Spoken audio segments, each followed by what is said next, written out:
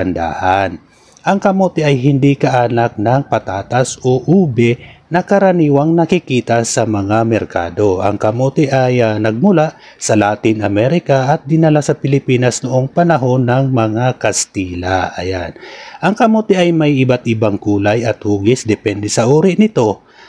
Mayroong puti, dilaw, orange, lila at pula ang kulay ng balat at laman nito. Mayroon ding bilog, haba-haba, manipis o makapal ang hugis nito. Ang kamote ay maaaring kainin ng hilaw o luto. Ito ay maaaring pakuluan, prituhin, ihawin, ihalo sa tinola o sinigang, gawing tinapay o kakanin o gawing matamis na panghimagas. Ayan. So ayan guys, tapos ng ating pag-sketch. Ako'y nagpapasalamat sa inyo sa walang sawang panonood sa aking mga videos. Ayan guys, maraming salamat po. Hanggang sa muli. Bye-bye!